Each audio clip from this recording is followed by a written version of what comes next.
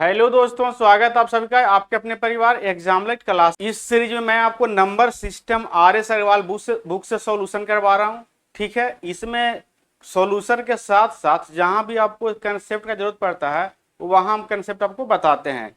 पिछले क्लास में हमने आपको क्वेश्चन नंबर 54 तक का सॉल्यूशन करवा दिया था। आज हम क्वेश्चन नंबर 55 से सॉल्यूशन करवाएंगे।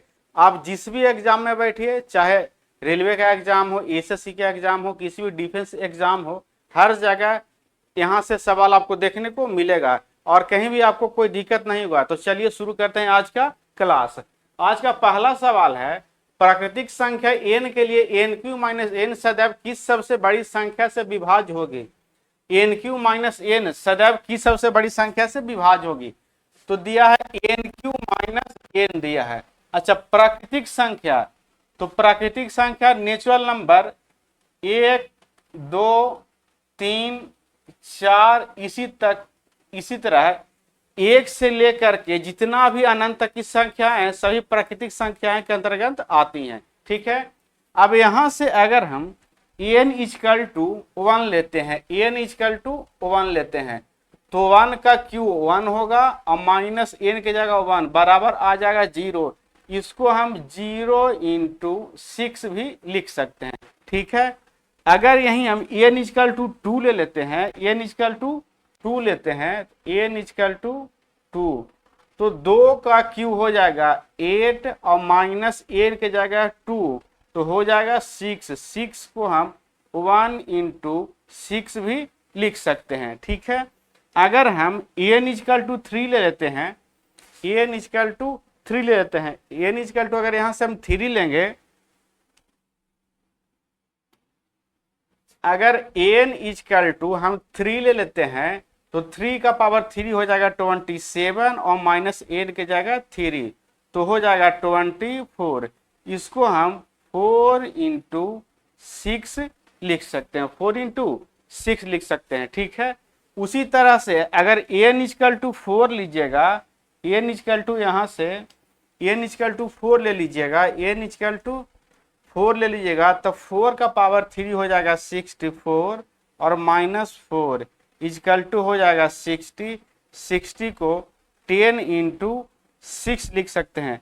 अब यहां से देखिए, एक से यहां देखिए 6 यहां भी है, 6 यहां भी है, 6 यहां भी है और 6 यहां भी है। ठीक है, मतलब कहने का है एन का अगर हम वैल्यू कुछ भी ले रहे हैं नेचुरल नंबर तो 6 सब में कॉमन आ रहा है। इसका मतलब है कि सबसे बड़ी संख्या 6 है, जिससे सबसे बड़ी संख्या 6 है जिससे एन क्यू माइनस एन सदैव विभाज्य होगा। ठीक है, चलिए अब क्वेश्चन नंबर हम 2 की ओर बढ़ते हैं।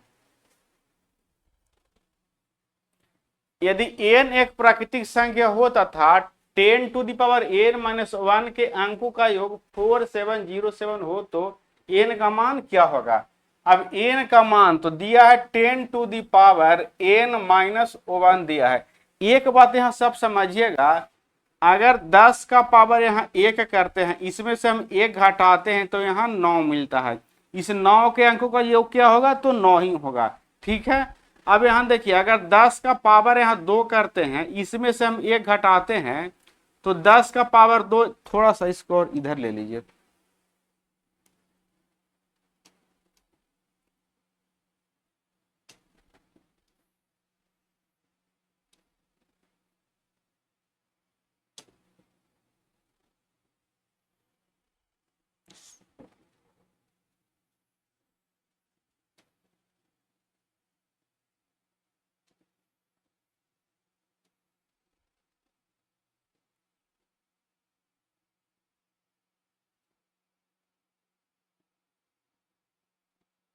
अब यहां से देखिए, अगर 10 का पावर 2 करते हैं, इसमें से 1 हम घटाते हैं तो 10 का पावर 2 100 में से घटेगा, हो जाएगा 99।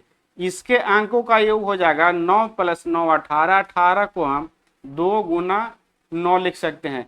इस 9 को भी हम 1 गुना 9 लिख सकते थे।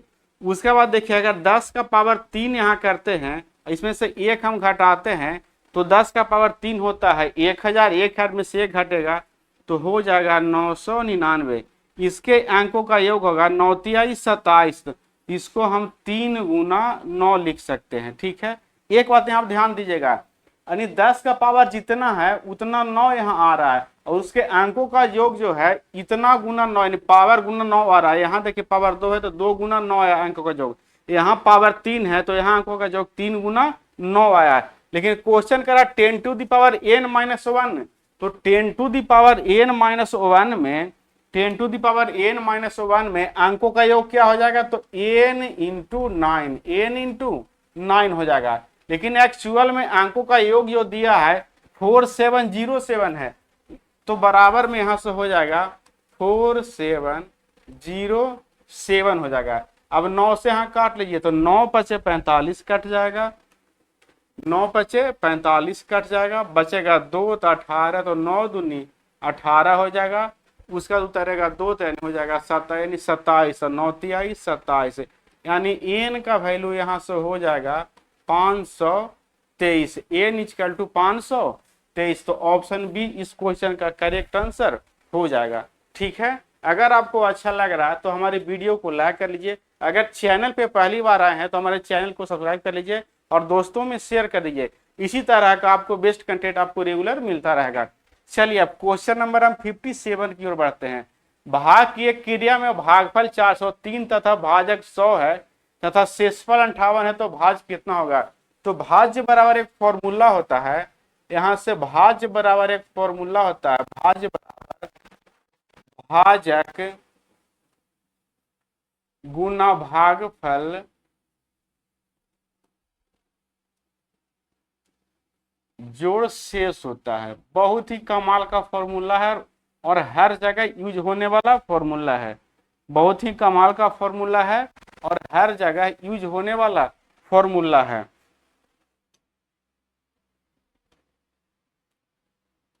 ये फॉर्मूला जो है हर जगह यूज होता है, इसको आप लोग नोट कर लीजिएगा। ठीक है, फॉर्मूला हर जगह यूज होता है, इसको आप लोग नोट कर लीजिएगा। अब देखिए भाज्य बराबर भाजक गुना भागफल जोड़ शेष, हर एक एग्जाम में इस फॉर्मूला से क्वेश्चन कभी न कभी देखा गया है। ठीक है, किसी न किसी शिफ्ट में इससे आधारित, इस फॉर्मूला से आधारित क्वेश्चन नंबर सिस्टम से देखा गया है। अब चलिए सोल्व करते हैं। तो पूछ रहा है कि भाज्य क्या है, तो भाज्य बराबर भाजक गुना भागफल जोड़ शेष होता है। तो भाजक गुना भागफल, तो भाजक 100 है, भागफल 403 है, दोनों को गुना कीजिएगा तो 40300 हो जाएगा, और प्लस शेष होता था, शेष यहाँ से 58 है, जोड़िएगा तो आ जाएगा 40358। ऑप्शन डी इस क्वेश्चन का करेक्ट आंसर हो जाएगा। ठीक है, चलिए अब आगे बढ़ते हैं क्वेश्चन नंबर हम 58 की ओर। 48 को किस संख्या से गुना करने पर प्राप्त गुणनफल 173 गुना 240 के गुणनफल के बराबर हो जाएगा। तो 173 गुना 240 के गुणनफल के बराबर होगा। तो मान लेते हैं, देखिए मान लेते हैं कि 48 को हम 1 से गुना करेंगे तो जो गुणनफल आएगा 173 गुना 240 के बराबर आएगा। अब 48 से ही कट जाएगा 5 मरतबा, 5 से यहाँ गुना हो जाएगा, 5 15, 35 से हो जाएगा 36 से 5 3 हो जाएगा 8, यानी x का वैल्यू 865। ऑप्शन सी इस क्वेश्चन का करेक्ट आंसर हो जाएगा। ठीक है, चलिए अब क्वेश्चन नंबर हम 59 की ओर बढ़ते हैं। 34 और 28 में कौन सी दो संख्या घटाने पर प्राप्त संख्या 13 से पूर्णतः विभक्त होगी। इसका देखिए सबसे पहले 13 से इसमें भाग दे लीजिए। जब 13 से इसमें भाग दीजिएगा 3 4 2 8 में, तो 13 दूनी 26 लग जाएगा, यहाँ बच जाएगा 8। अब यहाँ उतरेगा 2, तो 63 91 तिरछठ 78 लग जाएगा, तो यहाँ से उतरेगा 4 और यहाँ हो जाएगा 48। अब 33 आई 39, यहाँ बच जाएगा 9। पूछ रहा कौन सी न्यूनतम संख्या घटाया जाए, तो घटाया जाए तो कुछ नहीं, जो शेष बचा उसको अगर हम इसमें से घटा लेंगे तो पूरी संख्या 13 से विभक्त होगी। तो इसका आंसर तो करेक्ट 9 है, लेकिन 9 इसमें नहीं दिया तो ऑप्शन ई हो जाएगा, इनमें से कोई नहीं। अगर यहीं पे कहा था कि कौन सी न्यूनतम संख्या जोड़ी जाए कि जो संख्या दी गई 13 से विभक्त होगी, तो इसके लिए हम जिससे भाग दिए उससे हम रिमाइंडर को घटा लेते। तो 13 माइनस 9 हो जाएगा, 4 हो जाता है। अगर जोड़ने का कहता तो अगर इसमें हम 4 जोड़ देंगे तो विभक्त हो जाएगी, तो यहाँ घटाने वाला पूछा है तो 9 हमारा करेक्ट आंसर हो जाएगा। ठीक है, चलिए अब आगे बढ़ते हैं क्वेश्चन नंबर हम 60 की ओर।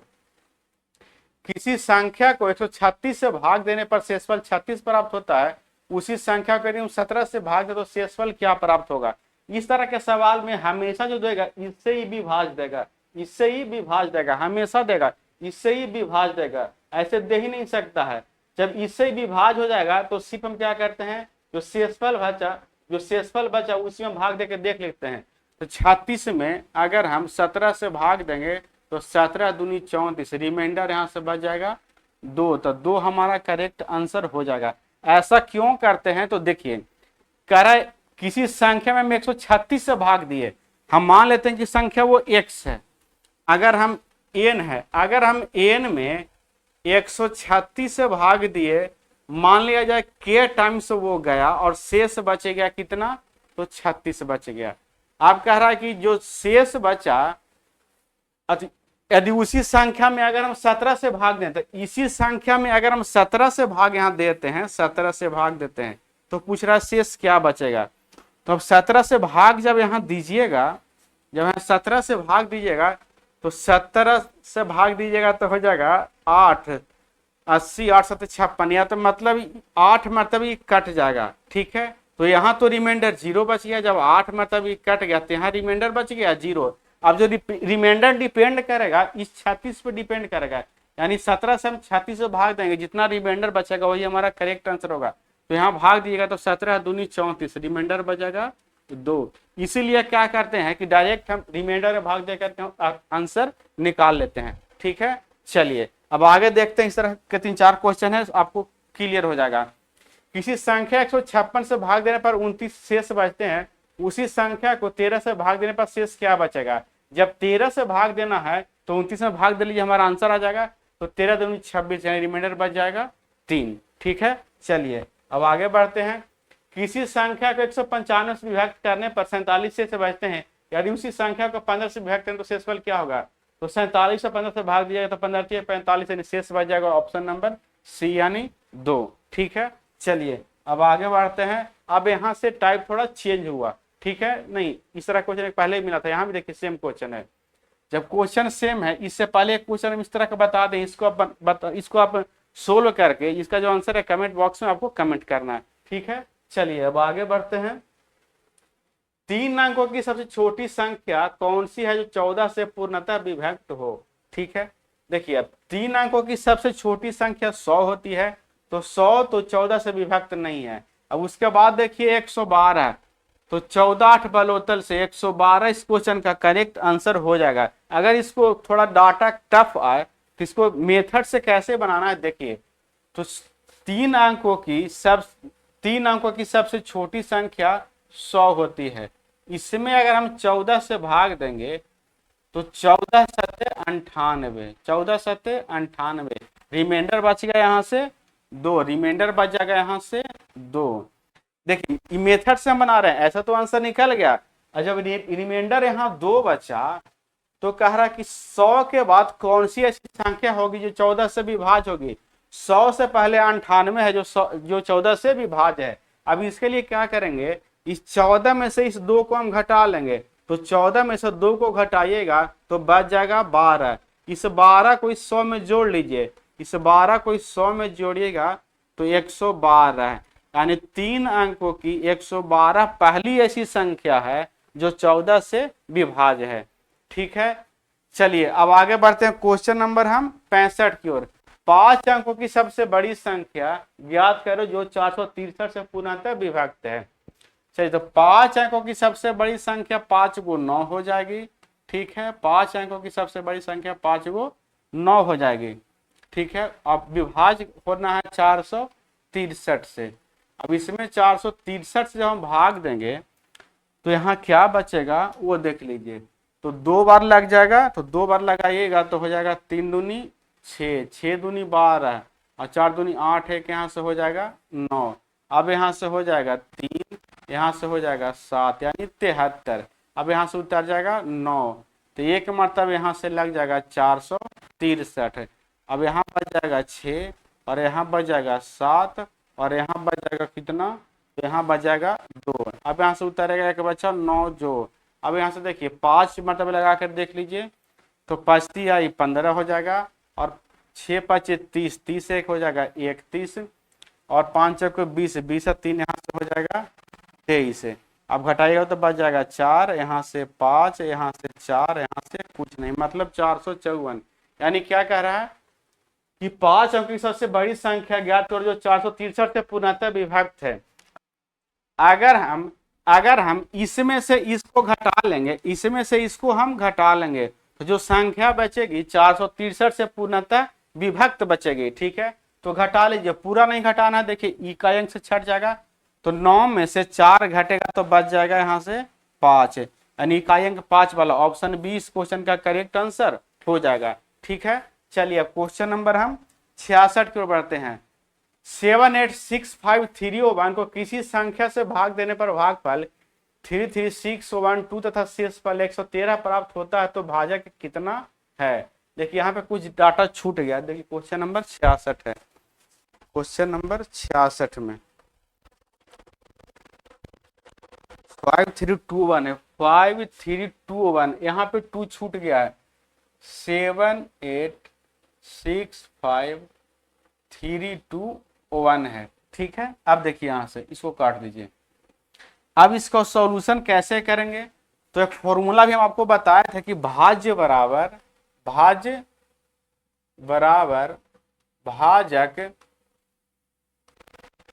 गुना भागफल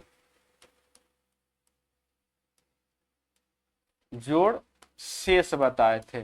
ठीक है, भाज्य बराबर भाजक गुना भागफल जोड़ शेष बताए थे। चलिए अब इसी फॉर्मूला का इसमें यूज होगा। अब देखिए इतना लंबा चौड़ा गुना भागा करने का कोई जरूरत नहीं है। ठीक है, सबसे पहले देखिए इसका इकाई अंक 2 और यहाँ से भाजक का जो इकाई अंक से गुना कर लेंगे। ठीक है, अगर पहले हम 3 वाला को छाट लेते हैं, 2 बार है, तो इसका इकाई अंक 2 है और इसका इकाई अंक यहाँ से 3 है। ठीक है, तो 3 में 2 से जब गुना होगा तो इकाई अंक आ जाएगा कितना, तो 6 आ जाएगा, इकाई अंक आ जाएगा 6 और शेष 113 है, तो 113 का इकाई अंक 3, तो इसमें 3 जोड़िएगा तो यहाँ से आ जाएगा 9, लेकिन जो संख्या है उसका इकाई अंक 1 है, तो ऑप्शन ए हमारा कट गया। इकाई अंक ऑप्शन सी में 3 है, इस ऑप्शन सी भी हमारा कट जाएगा। अब 234 हो गया, 432 होगा। इसमें से देखते हैं, पहले 4 वाला से हम सोल्व करके देख लेते हैं। तो जब 4 वाला से यहाँ सोल्व कीजिएगा, जब 4 वाला से यहाँ सोल्व कीजिएगा तो इसका इकाई का अंक 2 और इसका इकाई का अंक 4, दोनों गुना होगा तो 4 दूनी 8, इकाई का अंक आ जाएगा 8 और यहाँ शेषफल का इकाई का अंक 3 है, तो 3 इसमें जोड़िएगा तो इकाई का अंक आ जाएगा 1, यानी 11 आएगा ना, 8 3 11, इकाई का अंक आ जाएगा 1 और जो हमारा संख्या है उसका भी इकाई का अंक 1 है।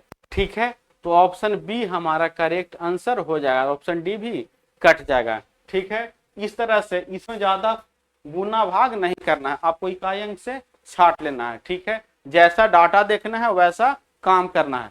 चलिए अब क्वेश्चन नंबर हम 67 की ओर बढ़ते हैं।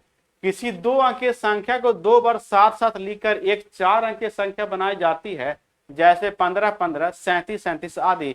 इस रूप की कोई संख्या निम्न में से किस संख्या से पूर्णतः विभक्त होगी। एक बात आप ध्यान में यहाँ रख लीजिए, माइंड में एकदम फिट कर लीजिए। अगर कोई संख्या 2 बार रिपीट करने से बनी है, x बाई कोई 4 अंकों की संख्या 2 अंकों की रिपीट करने से बनी है, जैसे x बाई और x बाई, ये हमेशा जो है विभाज्य होगी 101 से, हमेशा विभाज्य होगी 101 से। या संख्या 4 अंकों की हो, या संख्या 4 अंकों की हो, या 8 अंकों की हो, या 12 अंकों की हो, या 16 अंकों की हो, इसी तरह से कुछ भी हो, मतलब x बाई रिपीट करके अगर संख्या 4 अंकों की बन रही है, 8 अंकों की बन रही है, 12 अंकों की बन रही है, 16 अंकों की बन रही हो, वह हमेशा जो है 101 से विभाज्य होगी। इससे बहुत क्वेश्चन बनता है, इसको भी माइंड में रखिएगा। ठीक है, तो यहाँ कह रहा है कि 4 अंकों की संख्या 1 5 1 5 के रिपीट करने से बन रही है, 3 7 3 7 के रिपीट करने से बन रही है, तो ये हमेशा भी भाज्य होगी 101 से, तो ऑप्शन डी इस क्वेश्चन का करेक्ट आंसर हो जाएगा। अब यहाँ एक बात और ध्यान में रखिएगा, x by Z, x by Z इस तरह का कोई अगर 6 अंकों की संख्या है तो ये जो हमेशा भी भाज्य होगी 1001 से होगी, ये हमेशा भी भाज्य होगी 1001 से। कोई 3 अंकों की संख्या, कोई 3 अंकों की संख्या, इसको ऐसे ही बोल सकते हैं, कोई 3 अंकों की संख्या 2 बार लिखने से बनी है x by Z, x by Z, ये जो हमेशा भी भाज्य होगी 1001 से भी भाज्य होगी। और देख लीजिए, कोई इस तरह से अगर कोई संख्या 6 अंक की बनती है, 12 अंक की बनती है, या 18 अंक की बनती है, या 24 अंक की बनती है, इसी तरह से जो संख्या बनेगी वो हमेशा जो है 1001 से विभाज्य होगी। 1001 कहने का मतलब जब 1001 से कोई संख्या विभाज्य होगी तो 1001 का फैक्टर होता है 7 गुना 11 गुना 13, 7 गुना 11 गुना 13, 7 गुना 11 गुना 13, मतलब कहने का है कि जब 6 अंक कोई संख्या 3 अंकों की रिपीट करने से बनती है तो जो हमेशा विभाज्य होगी 1001 से, और उसके फैक्टर जो होता है 7 11 13, यानी उसके फैक्टर से भी विभाज्य होगी। ठीक है, इतना बात आप ध्यान में रखिएगा। चलिए क्वेश्चन नंबर हम 68 की ओर बढ़ते हैं।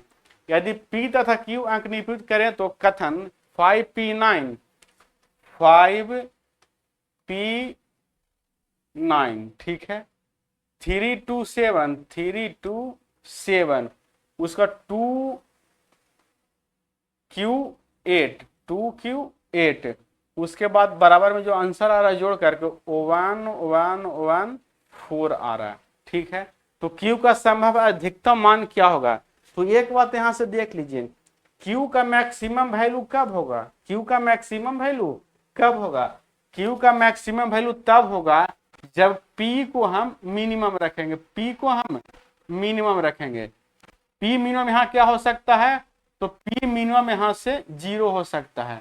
ठीक है, तो P को हम 0 मान लिए। ठीक है, अब यहाँ देखिए 9 7 16, 16 8 24, 24 का 4 यहाँ कैरी आया कितना? तो 2 आया। कैरी कितना आया? 2 आया। P हम 0 माने, कैरी 2 आया तो 2 और 0 2 होगा, और 2 यहाँ है, 2 और 2 4। अब Q का मान क्या रखें? 4 तो आ गया। अब Q का मान क्या रखें? Q का मान क्या रखें कि जो इकाई अंक बने वो 1 आ जाए, जो इकाई अंक बने वो 1 आ जाए। अब ऑप्शन है उससे उठा कर देख लीजिए, अगर Q का मान हम 9 यहां से रखते हैं, जब यहाँ 9 रखिएगा तो 9 4 13 इकाई का अंक 3 बनेगा। अगर 8 रखते हैं तो 8 4 12 इकाई का अंक 2 बनेगा। अगर 7 रखते हैं तो 7 4 11 इकाई का अंक 1 बनेगा। यानी Q का मैक्सिमम वैल्यू संभव है 7 संभव है, इससे ज्यादा संभव नहीं है। ठीक है, चलिए तो ऑप्शन नंबर सी इस क्वेश्चन का करेक्ट आंसर होगा। डी रखेगा 6 तो 6 4 10 इकाई का अंक 0 आ जाएगा। अब क्वेश्चन नंबर 69 की ओर, किसी संख्या को 4 से भाग देने पर शेषफल 2 प्राप्त होता है, इससे प्राप्त भागफल को 5 से भाग देने पर शेषफल 3 प्राप्त होता है, इस पर प्राप्त भागफल को 6 से भाग देने पर शेषफल 5 प्राप्त होता है, यदि अंतिम भागफल 7 हो तो संख्या क्या थी? ठीक है, इसमें जो है नीचे से हम चलेंगे, इस तरह से ऐसे हम चलते जाएंगे। ठीक है, नीचे से चलते हुए हम शुरुआती पॉइंट पे पहुंच जाएंगे, है ना। चलिए अब इसको सोल्व करते हैं। तो जब नीचे से चलेगा तो हम आपकी फॉर्मूला के बताए, भाज्य बराबर भाज्य गुना भागफल जोड़ शेष बताए, भाज्य बराबर भाज्य गुना भागफल जोड़ शेष बताए। तो देखिए, तो यहां से क्या संख्या बनेगी? तो भागफल गुना भाज्य बराबर भाज्य गुना भागफल, तो भाज्य को भागफल यानी 6 गुना 7 हो जाएगा 42, 42 प्लस 7 यानी हो जाएगा यहाँ से 47।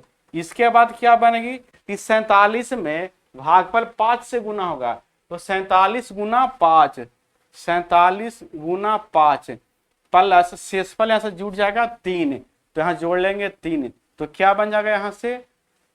तो 238 बन जाएगा। कितना बन जाएगा? 238। अब इस 238 में जो है किससे गुना होगा? तो यहाँ जो 4 से भाग दिया तो 4 से गुना होगा। ठीक है, और शेषफल 2 है तो 2 जुट जाएगा। अब देखिए सबका इकाई अंक डिफरेंट है तो पूरा गुना करके जोड़ना नहीं है, सिर्फ इकाई अंक निकाल लेना है। तो यहाँ इकाई अंक हो जाएगा 8 6 को 32, इकाई का अंक हो जाएगा 2। ठीक है, और यहाँ कितना इसमें जुटेगा 2, तो 2 और 2 इकाई का अंक क्या आ जाएगा 4। तो ऑप्शन बी इस क्वेश्चन का करेक्ट आंसर हो जाएगा। ठीक है, इकाई अंक से ढूंढ लिए, पूरा गुना भागा कीजिएगा तो थोड़ा टाइम वेस्ट होगा, आंसर आएगा। लेकिन जब मामला इकाई अंक से बन रहा है तो इकाई अंक से पहले हम बना लेंगे। चलिए अब आगे हम क्वेश्चन नंबर 70 की ओर बढ़ते हैं। 4 प्राकृतिक संख्याएं इस प्रकार हैं कि उन्हें 3-3 करके जोड़ने पर जो क्रम से 180, 197, 208 और 222 प्राप्त होता है, तो इन संख्याओं का माध्य क्या है? माध्य कहने का मतलब क्या? माध्य कहने का मतलब क्या? माध्य कहने का मतलब एवरेज पूछ रहा है। माध्य कहने का मतलब एवरेज पूछ रहा है। ठीक है, अब देखिए 4 संख्या मान लेते हैं, एक ए है, एक बी है, एक सी है और एक डी है। ABCD हम 4 संख्या X Y Z कुछ ही मान सकते हैं, हम ABCD मान लिए। ठीक है, अब कह रहा है कि 3-3 करके इसको जोड़ते हैं, तो पहले जोड़ लेते हैं ABC को। ठीक है, तो A plus B plus C को जब जोड़ता है तो जो आंसर आता है 180 आता है। उसके बाद B plus C plus D को जोड़ेगा तो जो आंसर आएगा 197 आता है। उसके बाद C प्लस D प्लस उसके बाद A को जब जोड़ेगा तो आ जाएगा 208 आता है। ठीक है, उसके बाद D प्लस उसके बाद जो है D plus A plus B को जब जोड़ेगा तो आ जाएगा 222 आता है। अब सबको जोड़ लीजिए, सबको दोनों तरफ जब जोड़िएगा तो यहां से देखिए क्या बनेगा। A एक बार, 2 बार, 3 बार, A भी 3 बार है, B भी 3 बार है, C 1 2 3 बार है, D भी 1 2 3 बार है, यानी 3-3 बार सब है। जब जोड़िएगा तो 3A 3B 3A plus 3B plus 3C plus 3C होगा। तो 3 सब में से कॉमन ले लेंगे तो हो जाएगा A plus B plus C plus D हो जाएगा। बराबर इधर जोड़िएगा तो हो जाएगा 10 7 17 के 7, 9 8 17, 17 2 हो जाएगा 19, 19 1 20 के 0 हो जाएगा 2 2 4 4 2 6 6 2 हो जाएगा 8। अब माध्य पहले इसको काट लीजिए, तो यहाँ काटिएगा तो हो जाएगा 3 दूनी 6 और बच जाएगा तो 20 उतर जाएगा। अब यहाँ से देखिए 20 होगा तो 3 छक 18, फिर 9 आई 27, 2 6 9 आ गया। अब माध्य पूछा है, तो जो माध्य है यानी जो औसत जो होता है संख्याओं का कुल योग बटे संख्याओं की कुल संख्या, तो यहाँ संख्या 4 है, इसका योग गया 2 6 9, मतलब माध्य निकालना है तो 4 से यहाँ हम भाग देंगे।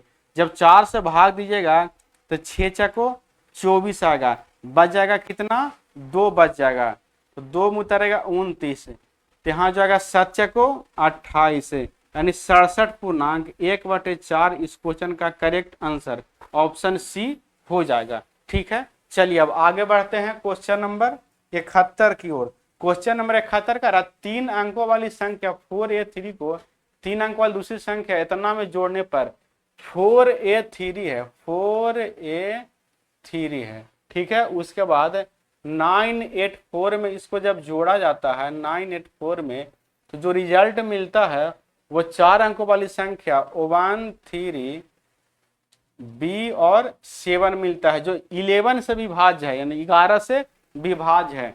अच्छा 1 3 B 7 11 से विभाज्य कब होगा? जब इसके अल्टरनेट अंकों का सम का जो अंतर है या तो 0 आए, 11 आए और नहीं तो 22 आए, इस तरह से आगे भी आए, यानी अल्टरनेट डिजिट। तो 1 प्लस B और 3 प्लस 7, तो 3 प्लस 7 हो जाएगा 10 माइनस 1 प्लस B, क्या आना चाहिए? या तो 0 आए, नहीं तो 11 आए, नहीं तो 22 है आए, नहीं तो इसी तरह से आगे भी आ जाए। ठीक है, अब देखिए अब B का वैल्यू हम क्या रखें कि 0 आए, 11 या 22 आए, तो देखिए 11 तो संभव है नहीं। B का वैल्यू अगर यहाँ से 0 भी रखिएगा तो 1 और 0 1 बनेगा, 10 में से 1 घटेगा तो 9 हो जाएगा, मतलब 11 संभव है नहीं। इसको जब भी बना सकते हैं तो 0 बना सकते हैं। तो 0 कब बनेगा? तो 0 जब 10 में से 10 घटेगा तो 0 बनेगा। तो 10 में से 10 कैसे घटेगा? तो B का वैल्यू अगर हम यहाँ से 9 ले लें तो 9 प्लस 1 10 है, और 10 में से 10 घटेगा तो 0 है, यानी B का जो यहाँ वैल्यू संभव है, क्या संभव है? तो 9 संभव है। B का वैल्यू यहाँ से 9 संभव है। अब देखिए 4 और 3 7, यहां से कैरी कुछ नहीं आ रहा है बी के तरफ। जब बी का वैल्यू 9 है, बी का वैल्यू 9 है और यहाँ 8 है, ऊपर ए है, तो ए का वैल्यू क्या पॉसिबल है, तो ए का वैल्यू 1 पॉसिबल है। 8 + 1 हो जाएगा 9, तो ए का वैल्यू यहाँ से क्या पॉसिबल है, 1 वैल्यू पॉसिबल है। अब ए का वैल्यू 1 आ गया, बी का वैल्यू 9 आ गया।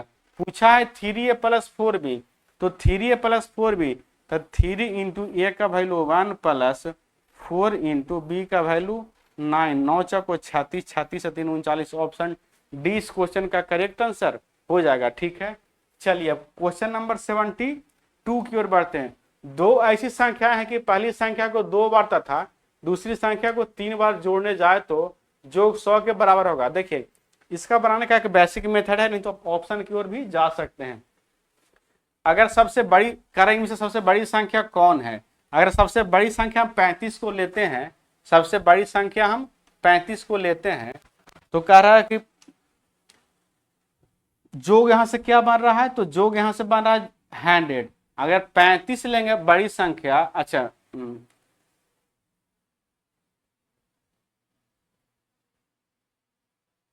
अच्छा हाँ, अगर बड़ी संख्या में यहां से 35 लेंगे तो कह रहा है कि बड़ी संख्या का 2 गुना, यानी पहली संख्या का 2 गुना, तो 35 गुना 2, 35 गुना 2 कितना बन गया, 70 बन गया।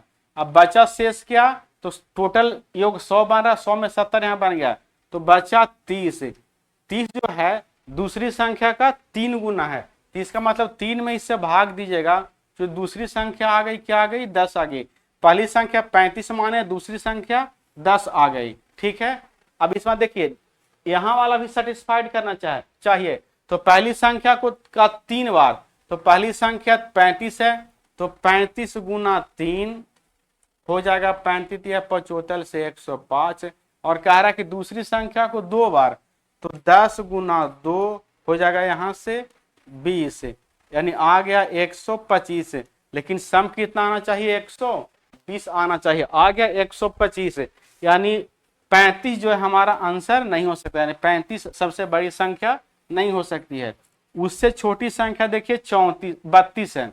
अगर हम 32 को लेते हैं तो पहली संख्या का 2 गुना, तो 32 गुना 2 बराबर हो गया 64, तो टोटल सम है 100, तो 100 में 64 घटेगा तो बच 36, 36 में 3 से भाग दीजिएगा तो आ जाएगा 12। यानी पहली संख्या का 2 गुना तो 32 दूनी 64, दूसरी संख्या 12 आ गया, तो 12 का 3 गुना तो 32 36, मिला के बन गया 100। अब सेकंड कंडीशन भी सेटिस्फाइड होना चाहिए, तो सेकंड कंडीशन देखिए पहली संख्या का 3 गुना है, तो 32 गुना 3, तो 32 हो जाएगा 96। दूसरी संख्या 12 है, तो दूसरी संख्या का 2 गुना, तो 12 गुना 2 बराबर आ जाएगा 24।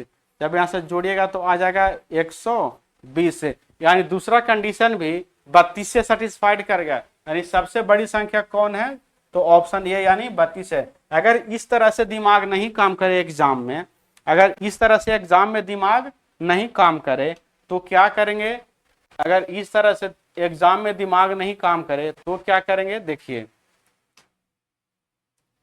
तो यहां से हम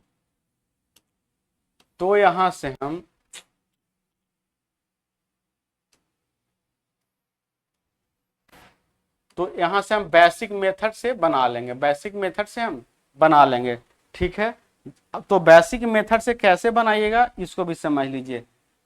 अगर हम मान लेते हैं कि एक संख्या x है और दूसरी संख्या y है, ठीक है, अगर हम मान लेते हैं कि पहली संख्या x और दूसरी संख्या y है, तो पहली संख्या का 2 गुना तो हो जाएगा 2x प्लस दूसरी संख्या का 3 गुना तो हो जाएगा 3y, मिलाकर के आना चाहिए 100। ठीक है, 100 लिख लिए। फिर क्या कह रहा है कि पहली संख्या का 3 गुना तो यहाँ 3x और दूसरी संख्या का 2 गुना तो 2y बराबर 120 आना चाहिए। अब इसको सोल्व कर लीजिए। अब एक चीज देखिए, अब इसमें x बड़ी है या y बड़ी है, जब हम y का 3 गुना कर रहे हैं, ठीक है, y का 3 गुना कर रहे हैं, ठीक है, तो जो वैल्यू आ रहा है कम आ रहा है। हम यहाँ x का 3 गुना कर रहे हैं तो जो वैल्यू आ रहा है ज्यादा आ रहा है। यहाँ देखिए समझिएगा, अगर हम यहाँ y का 3 गुना कर रहे हैं तो जो वैल्यू आ रहा है 100 आ रहा है, अगर हम x का 3 गुना कर रहे हैं तो वैल्यू आ रहा है 120 आ रहा है। इसका मतलब है कि x बड़ा है और y छोटा है, तो हमको सबसे बड़ी संख्या पूछी है, तो यहाँ से 22 को बराबर कर लेंगे तो सबसे बड़ी संख्या 1 से यहाँ से निकल जाएगा एक ही बार में। ठीक है, चलिए बराबर करते हैं। तो बराबर कैसे कीजिएगा, यहाँ से देखिए, यहाँ 2 से गुना कर लीजिए और यहाँ 3 से गुना कर लीजिए। यहाँ 2 से गुना कीजिएगा तो 22 बराबर हो जाएगा। ठीक है, अब यहाँ हो जाएगा 2 दूनी 4, 3 दूनी 6, 3 तिया 9, 9 में 4 कटेगा तो बच जाएगा 5x बराबर। इधर क्या बचेगा, तो 360 में से 200 घटेगा तो 160 है। यहाँ से काटिएगा तो आ जाएगा 32, यानी सबसे बड़ी संख्या x बराबर 32 यहाँ से करेक्ट आंसर हो जाएगा। ठीक है, ये भी इजी है। अच्छा, यहाँ डाटा थोड़ा इजी है तो इजी है, नहीं तो आप ऑप्शन मेथड से ज्यादा कोशिश कीजिएगा बनाइएगा, ऑप्शन मेथड से जल्दी बनेगा। चलिए क्वेश्चन नंबर हम 73 की ओर बढ़ते हैं। क्वेश्चन नंबर 73 की ओर, जब एक विद्यालय के सभी छात्रों को 54 छात्रों की पंक्तियों में खड़ा किया जाता है तो 30 पंक्तियां बनती है। यदि इन्हें 45 छात्रों वाली पंक्तियों में खड़ा किया तो ऐसे कितनी पंक्तियां बनेगी। जब 54 छात्रों वाला पंक्ति में खड़ा करता है तो टोटल पंक्ति बनता है 30 पंक्ति बनता है। अगर 30 छात्रों वाला पंक्ति में खड़ा करेगा तो मान लेते हैं कि x पंक्ति यहां से बनता है। ठीक है, x पंक्ति यहां से बनता है। अच्छा, 45 छात्र है, यहां से 45 छात्र है, यहाँ 45 लिख लेंगे। ठीक है, 45। अब इसको काट लीजिए, तो कैसे काटिएगा, तो 2 15 यहाँ से 3 15 यहाँ से 18 54, 18 दूनी 36। ऑप्शन सी इस क्वेश्चन का करेक्ट आंसर हो जाएगा। चलिए अब आज का लास्ट सवाल की ओर हम बढ़ते हैं। आज का लास्ट सवाल है 597 523 में 7 का स्थानीय मान व जातीय मान में कितना अंतर है। 597 523 में एक होता है जातीय मान और एक होता है स्थानीय मान। एक होता है जातीय मान, एक होता है स्थानीय मान। एक होता है प्लेस वैल्यू, एक होता है फेस वैल्यू। ठीक है, प्लेस वैल्यू मतलब जातीय मान और प्लेस वैल्यू मतलब स्थानीय मान और फेस वैल्यू मतलब जातीय मान।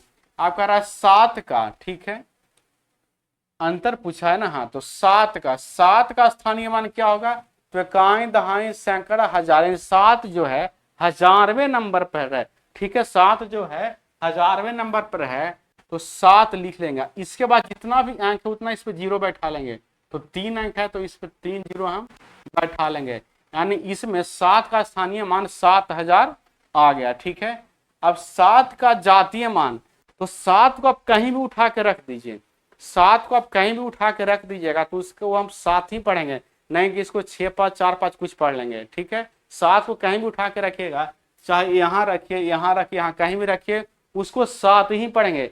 यानी किसी भी अंक का जातीय मान जो है नहीं बदलता है, किसी भी अंक का जातीय मान नहीं बदलता है, तो 7 का जातीय मान 7 ही रह जाएगा। ठीक है, अब दोनों का अंतर पूछा है तो यहाँ हो जाएगा 3, यहाँ हो जाएगा 9, यहाँ हो जाएगा 9, यहाँ हो जाएगा 6, यानी 6993 ऑप्शन सी इस क्वेश्चन का करेक्ट आंसर हो जाएगा। आप थोड़ा और समझ लीजिएगा, इसमें जब थोड़ा और समझिएगा, कभी कभी डेसिमल वाला भी इसमें पूछ देता है। कभी कभी डेसिमल वाला इससे पूछता है कि डेसिमल में स्थानीय मान कैसे निकालते हैं। तो यहाँ से देख लीजिए, मान लीजिए कोई संख्या हम लिख लेते हैं, यहाँ से यही देखिए 5975723 है। ठीक है, और यहाँ पे हम डेसिमल बैठा दिए, यहाँ पे डेसिमल बैठा दिए। ठीक है, यहाँ पे जब हम डेसिमल बैठा दिए, इसमें आपसे पूछ दे कि 9 और 7 का स्थानीय मान क्या होगा, या 7 दोनों 7 का स्थानीय मान क्या होगा, दोनों 7 का स्थानीय मान क्या होगा, 9 7 छोड़िए, दोनों 7 का स्थानीय मान क्या होगा। जब दोनों 7 का स्थानीय मान क्या होगा, तो इस तरह के सवाल में जो डेसिमल जो होता है भारत पाकिस्तान का बॉर्डर होता है, जो डेसिमल होता है वो भारत पाकिस्तान का बॉर्डर मानिए। इसका मामला इधर नहीं जाएगा और इसका मामला इधर नहीं जाएगा। अगर हम इस 7 का स्थानीय मान निकालेंगे तो इसके बाद कोई भी दशमलव से पहले अंक नहीं है। ठीक है, इसको हम जब इस तरफ से पूछे तो इसको हम इतना ही कंसीडर करेंगे। अगर इस तरफ से पूछे तो इसको इतना ही कंसीडर करेंगे कि 597 ही है। अगर 597 इधर इतना नहीं होता, अगर इधर इतना नहीं होता तो 597 पढ़ते, तो 597 में 7 का स्थानीय मान क्या हो जाएगा, 7 हो जाएगा। इसके बाद कोई अंक नहीं है 597 में, तो 597 में 7 का स्थानीय मान 7 ही रह जाएगा। उसके बाद अगर इस 7 का स्थानीय मान पूछे तो हमको कंसीडर करना है कि इधर कुछ भी नहीं है, डेसिमल के बाद इधर कुछ भी नहीं है, अब देखिए डेसिमल के बाद 7 का पूछ रहा है तो 7 यहाँ लिख लिए। डेसिमल के बाद 7 से पहले एक अंक है तो एक जीरो यहाँ बैठा लिए और उसके बाद हम डेसिमल यहाँ बैठा लिए, यानी इस 7 का स्थानीय मान 7 होगा और इस 7 का स्थानीय मान 0.07 होगा। अब दोनों तरह का ध्यान में रखिएगा, कभी कभी डेसिमल वाला ही पूछता है, इसलिए आपको डेसिमल वाला ही माइंड में रखना है। तो आज का कंटेंट, आज का क्लास आपको कैसा लगा? अगर आज का क्लास आपको अच्छा लगा तो हमारे वीडियो को लाइक कर लीजिए, दोस्तों में शेयर कर दीजिए। इसी तरह का नेक्स्ट कंटेंट जो है, जो नंबर सिस्टम क्वेश्चन बच गया है, हम आगे अगले वीडियो में कल लेकर के आएंगे। तब तक के लिए धन्यवाद।